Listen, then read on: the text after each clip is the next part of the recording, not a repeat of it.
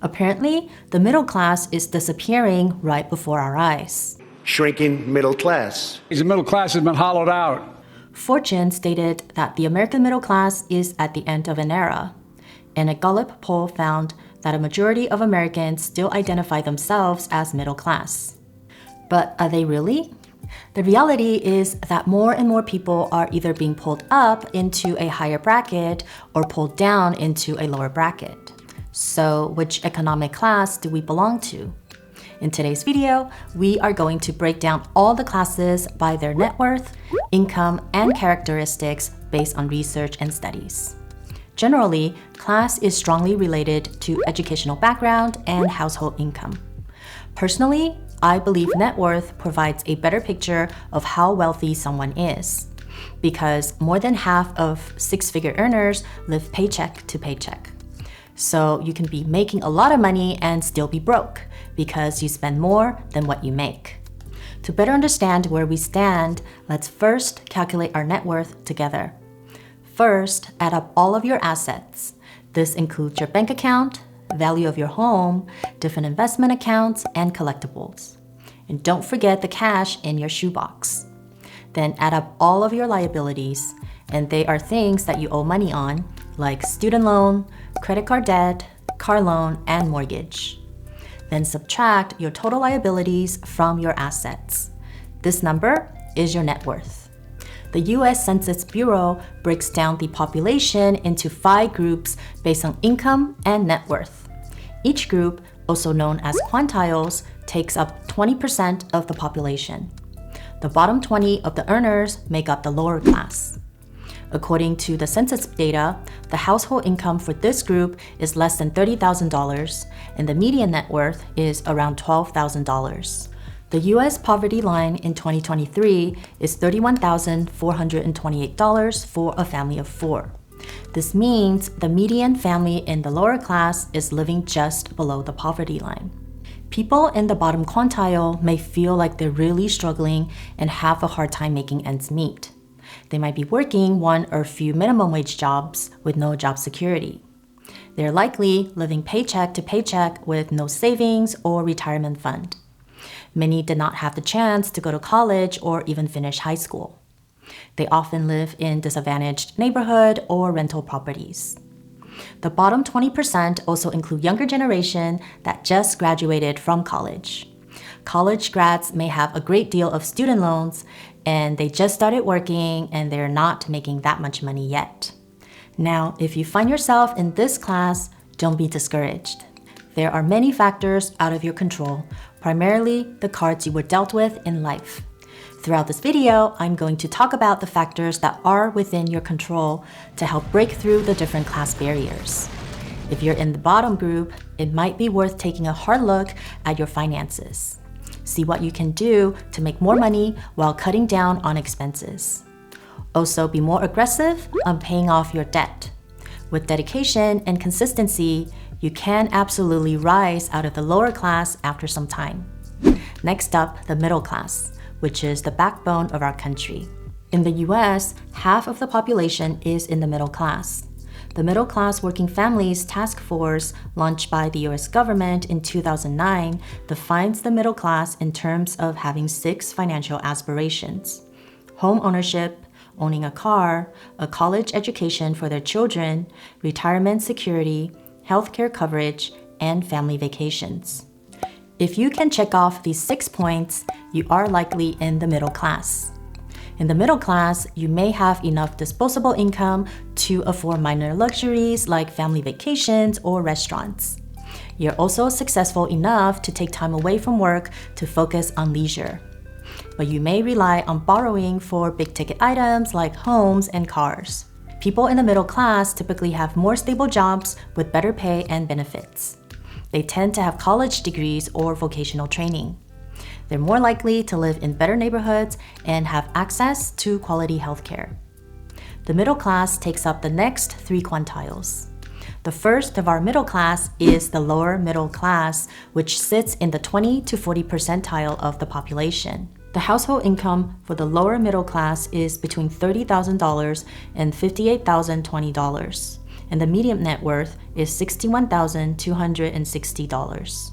Common jobs in the lower middle class tend to be either blue-collar jobs or early stages of white-collar jobs. They might be factory workers, secretaries, nurses, or paralegals. In this group, people are starting to break free from living paycheck to paycheck, but not by much. Your decisions around spending may still be limited mostly to your needs. You might see very small amount of disposable income, which usually gets wiped out by lifestyle inflation. You probably have very little savings and little or no retirement fund. Moving up, we have the middle class, which means you are sitting right in the middle of the population between 40 to 60 percentile. If you're here, congratulations! You have reached the lasting symbol of the American dream. The household income for the middle class is between $58,020 and $94,000.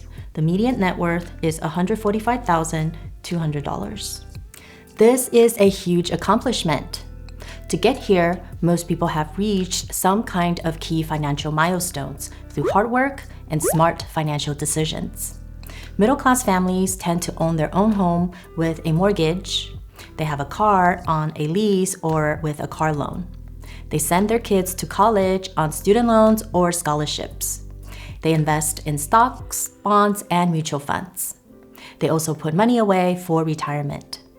Middle-class people enjoy a moderate sense of financial freedom, but it's still a juggling act to balance the rising daily expenses and savings.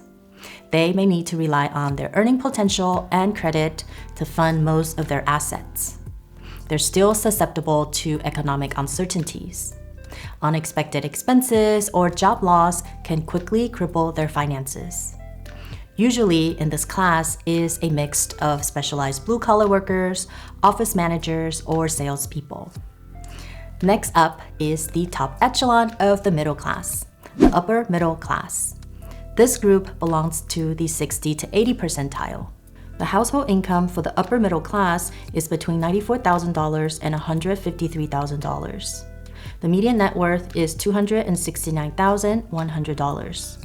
I believe this quantile is reachable for vast majority of the people if they make smart financial choices and be diligent about saving and investing.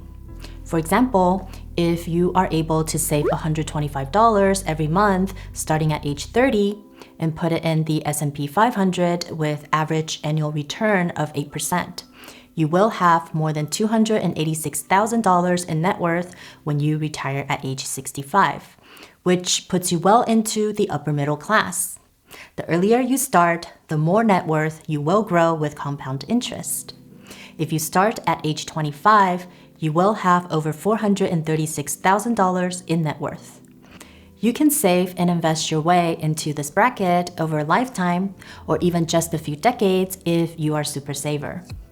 I believe you have the ability to bring yourself to the upper middle class, especially if you're watching this video and educating yourself on financial literacy. Even if right now you only have a modest income, when invest consistently with a long time horizon, you can become a lot wealthier. In this group, you will see older people because it takes time to accumulate and grow wealth. People in the upper middle class have more disposable income. This gives them the freedom to make choices around spending based on their wants instead of their needs. When your car breaks down, you have a comfortable emergency fund to get the car fixed without going into financial strain. And when thinking about dinner tonight, do you go out to a restaurant or eat leftover at home? The decision is based on preference and not your bank account. In this class, people may own a home without mortgage, and they usually have other assets like stocks, bonds, and real estate. If you're in this group, you likely feel secure in your retirement plan and you are able to help with your kids' college expenses. Workers in this bracket are doctors, lawyers, engineers, and accountants. They're highly educated or they specialize in the fields that they're in. They bring home a very good income, but if they're spending all the money they make, it's really hard to stay in the upper middle class for very long, and definitely won't make it to the upper class, which is at the peak of the wealth quantile. The richest 20% of the household belong to the upper class. The household income for the upper class is greater than $153,000 with median net worth of over $805,400. Within the upper class, there's also the top 1%. The household income to be qualified as the top 1% is over $819,324, with a staggering median net worth over $5.8 million. The top 1% club seems exclusive and unattainable. But the good news is that for the average person like you and me, the upper class is not completely out of reach. Using the prior example, if you save $240 a month from the age of 25 to 65, you will grow your net worth to over $837,000, and that puts you in the upper class. The top quintile has a higher proportion of older households and those with the highest level of education. Think of people like neurosurgeons, dentists, or tech CEOs. People in this bracket mostly have their needs and wants covered. Most of them have different source of passive income and a huge retirement fund. They own stocks, bonds, and cash, and likely own more than one home. Now you know where you land based on research and studies. But keep in mind that these numbers are just statistics. Wealth, especially net worth, is only relative depending on where you live. For example, within the US, middle class looks a lot different in the high cost of living cities like New York and DC compared to cities like Detroit or Tampa. And if you're discouraged to learn that you are in a lower class than you had previously believed, take a look at the world's wealth distribution. The US has the highest level of money and assets worldwide, taking up 31% of the world's personal wealth. According to the Pew Research Center and database from the World Bank, if you make over $50 a day, then you are considered high income, sitting at the top 20%. This means that everyone in the US are in the top 20% globally. I hope this puts things into perspective. We're truly blessed to be living in the land of opportunity. Thank you for watching. Remember that each person's financial journey is unique. Knowing how you measure against your peers can help you build a smarter relationship with money.